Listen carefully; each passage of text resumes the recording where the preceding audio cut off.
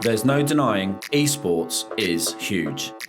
And at the centre of it are organisations competing at the highest level. With investment at an all-time high, the competition has moved outside the game.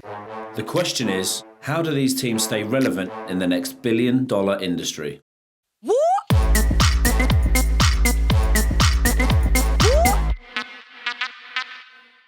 In 2018, esports broadcasts were watched by nearly 400 million viewers worldwide. Spectators are tuning in to watch their favourite sides face off in their favourite games. But in recent years, the way these teams are run has changed. My name is Kieran Holmes-Darby. I'm the Managing Director and Co-Founder of XL Esports. My name is Mike Raffel. I'm the owner and CEO of NV Gaming Incorporated. I'm Richard Lewis. I've worked primarily as a journalist. So what's happened to esports teams? Back then, everything was very team-centric. Now what we see is at the top, CEOs, COOs, CTOs, CFOs. And this is a huge cultural shift that now esports organizations are being run as businesses. With teams becoming more business-focused, has in-game success become less important? For us, winning will never be less important. We were considered one of the most elite esports organizations in the world for many years, and I think we still are. Winning was really the catalyst for all of that. At the end of the day, it's much easier to build a brand around winning, but winning's not enough anymore. What's happened is success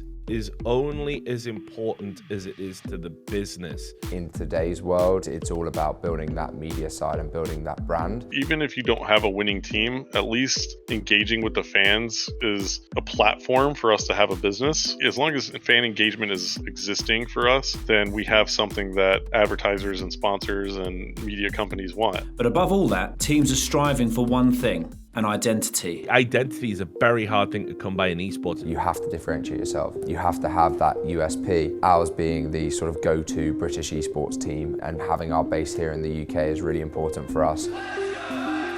The key word that everyone always talks about is authenticity. That is the key, and make sure you are authentic in the claims you make and the plays you make. In general, I think it's very important for every esports organization to find their own identity and find something that makes them unique. I think our unique ability is producing live events and shows in a market. And we just proved that this past weekend where we had 5,000 tickets sold for 2 straight days. Events like this are changing what's possible for esports teams to do. It's a massively competitive industry, both in-game and out of game. So as soon as you see an esports team doing something great, there's going to be a lot of teams wanting to replicate that or do it better, do it slightly differently. This out-of-game competitiveness could mean it's a bright future for organisations. I think we're in for a lot of exciting times, both in terms of the successes and failures that are going to happen. I'm now looking 5-10 years in the future and not at the short-term immediate goals. Winning the next tournament doesn't mean we can fund ourselves for the next 3 months to, get through the year. We're building a business model and a strategy that lasts for a lifetime. Is it still possible to create a team that will stand the test of time? It is definitely something that takes a lot of work and thought, because you have to find this healthy balance between your fan base, your investors, and your core beliefs. And if you manage to do that, then you have something amazing.